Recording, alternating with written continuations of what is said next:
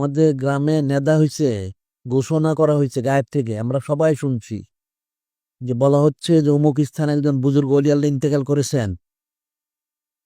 ওই বুজুর্গ অলি আল্লাহর গোসল, কাফন, জানাজা এবং দাফনে তারা শরিক হবে, তারা সকলেই জান্নাতি হবে। সোহানাল্লাহ সাল্লাল্লাহু আলাইহি ওয়াসাল্লাম।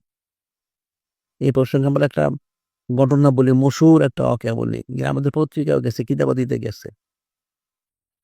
যত সুফিয়ান সাউরি রহমতুল্লাহ থেকে বর্ণিত, উনি বলতেছেন উনি একবার হজ করেছেন অনেকবার। একবার হজ করতেছিলেন, তাওয়াফ করতেছিলেন কাবা শরীফ। দেখেন একটা যুবক ওনার সাথে তাওয়াফ করতেছে। এই যুবকটা কোনো দোয়া পাঠ করে না, শুধু দরুদ শরীফ পাঠ করে। সব জায়গায় সে দরুদ শরীফ পাঠ করে।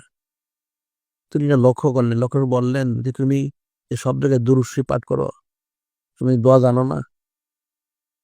ওই যুবকটা বলে, হ্যাঁ আমার সব জানা আছে। তো কেন দরুদ শরীফ পাঠ করো?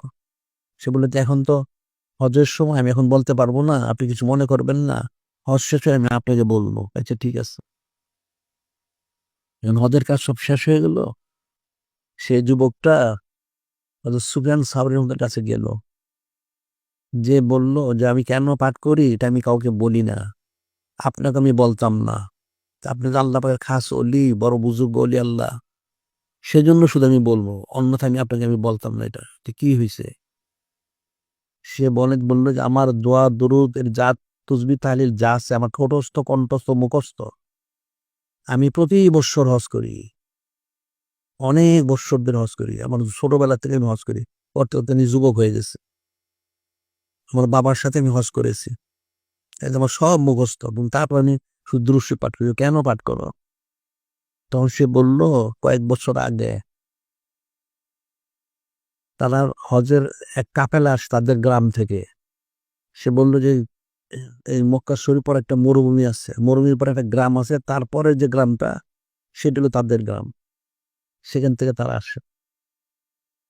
তা আসলে তারা মরুভূমি পার হয়ে শ্রান্তির কারণে তারা তাঁবুটা নিয়ে একটু বিশ্রাম নিয়ে তারপরে তারা হজ করার জন্য আসে। একবার এরকমই হইলো। এখন তাঁবুটা নিয়ে সবাই বিশ্রাম নিচ্ছে, সেও বিশ্রাম নিচ্ছে। তো হঠাৎ তার বাবা একটু অসুস্থ দেখা দিল। সে কাছে আসলো, এখন তার বাবা মারা গেল। এখন বয়স অনেক হয়েছে, বৃদ্ধ। তা মারা গেছে, স্বাভাবিক মানুষ তো মারা যাবেই। কিন্তু আমি তো আশ্চর্য হয়ে গেলাম, কি আশ্চর্য!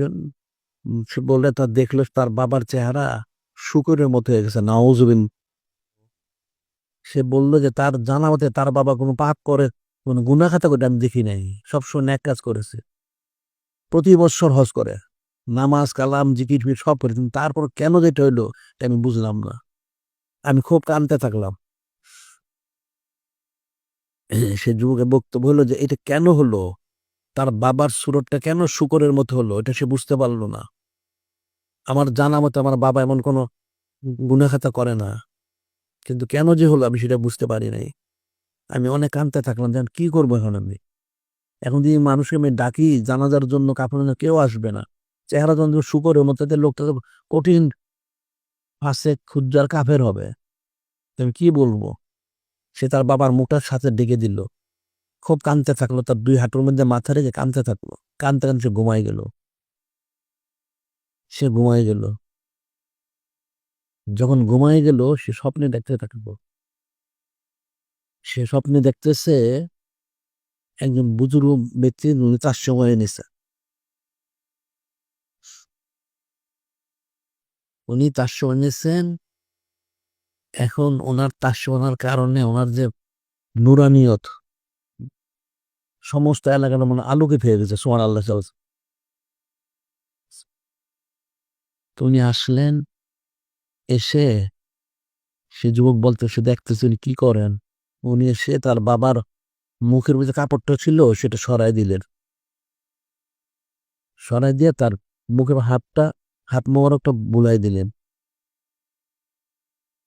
দেওয়ার সাথে সাথে তার বাবার চেহারা খুব সুন্দর হয়ে গেল। তখন সে যুবক বলতেছে, আমি স্বপ্নের মধ্যে আমি এটা লক্ষ্য করে বললাম, আমি খুব খুশি হয়ে বললাম, হে বুঝবি আপনি কে?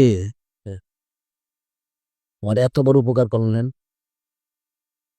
এরকম সুপরের চেহারা দেখলে কেউ তো জানাজা পড়বে না, গোসল কাপন করাবে না, আপনি কে? তখন তিনি বললেন, আমি হচ্ছি তোমাদের যিনি মহাসম্মানিত নবী এবং রসুল সাল্লাল্লাহু আলাইহি ওয়াসাল্লাম, তিনি সুবহানাল্লাহ আমি এসেছি তোমার বাবাকে সুপারিশ করার জন্য। তোমার বাবা প্রতিদিন আমার প্রতি 300 বার দুরূদ শরীফ পাঠ করত, আজকে দুরূদ শরীফ আমার কাছে পৌঁছে নাই। হযরত ফেরেশতা আলাইহিস সালাম আমাকে বললেন যে ইয়া রাসূল আল্লাহ, হাবিব আল্লাহ সাল্লাল্লাহু আলাইহি ওয়াসাল্লাম, সে তো ইন্তেকাল করেছে, তার চেহারা বিকৃত হয়ে গেছে। ঠিক আছে, যেহেতু সে আমার প্রতি 300 বার প্রতিদিন দুরূদ শরীফ পাঠ করত, সেজন্য আমি তাকে সুপারিশ করার জন্য এসেছি। আমি সুপারিশ করে গেলাম, তুমি চিন্তা করো না, তার নাজাতের ব্যবস্থা করে দিলাম। সুবহানাল্লাহ সাল্লাল্লাহু। এটা বলে তিনি গায়েব হয়ে গেলেন, অদৃশ্য। আমার ঘুম ভেঙে গেল, আমি চমকে উঠলাম যে কি দেখলাম এটা। আমি উঠে তাড়াতাড়ি সে বললে তার বাবার কাপড়টা সরাইলো, দেখি সত্যি তার বাবার চেহারা খুব সুন্দর হয়েছে। সুবহানাল্লাহ সব। এখন সে একটু নিশ্চিন্ত হলে, যখন মানুষকে বলা যাবে গোসল কাফন জানাজার জন্য, ঠিক আছে। এখন সে সবাইকে ঘুম থেকে তুললো, যেরকম তার বাবা ইন্তেকাল করেছে। সে কান্নাকাটি করতেছে। তো বললো কান্নাকাটি আমার কোনো কারণ নাই, আমি এখন ইত্মিনান হয়ে গেছি যে তোমার বাবাকে সুপারিশ করেছে, উনি জান্নাতি হয়ে গেছেন। ঠিক আছে, তো এখন তো ব্যবস্থা করতে হবে। তো সবাইকে বললো, সবাই সে তার চেহারাতে খুব খুশি হলো, হ্যাঁ খুব ভালো, নেককার, খুব নেককার লোক, হ্যাঁ ঠিক আছে। তাহলে এখন কোথাও ব্যবস্থা করা হবে, যে পাশে একটা গ্রাম আছে, মরুমি পার হয়ে একটা গ্রাম আছে, ওখান থেকে মাল সামান আনতে হবে। ঠিক আছে, তো কিছু লোক মিলে সে যুবক রওনা হইলো। কিছু দূর যাওয়ার পরে সে দেখলো, তারা দেখলো হাজার হাজার লোক আসতেছে গ্রাম থেকে। গ্রাম থেকে হাজার হাজার লোক আসতেছে,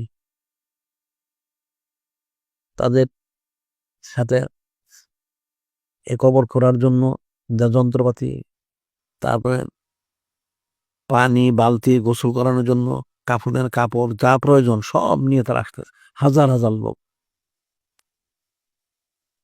তারা এটা জিজ্ঞেস করলো, যুবক আপনারা কারা, কোথেকে আসছেন, কোথায় যাচ্ছেন এত লোক?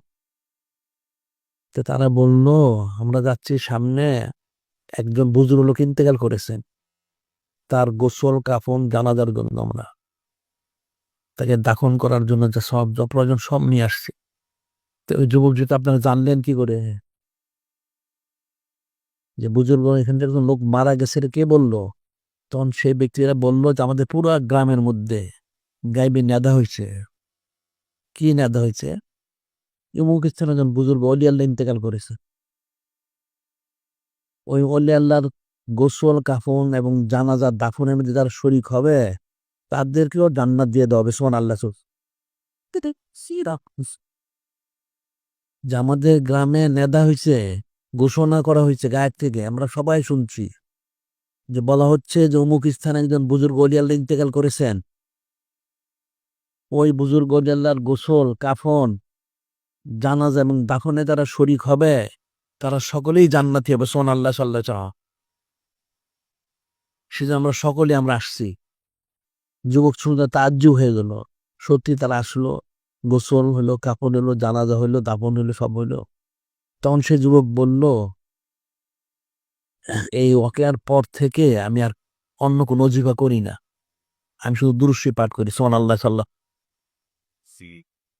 তাহলে এই সলাতের ফজিলতটা কতটুকু? 300 বার সলাত পাঠ করতো দুরূদ শরীফ, যার জন্য সে তো নাজাত পেলই, তার গোসল কাফন জানাজা দাফনে যারা শরীক হয় তারাও নাজাত পেয়ে গেল। সুবহানাল্লাহ সাল্লাল্লাহু।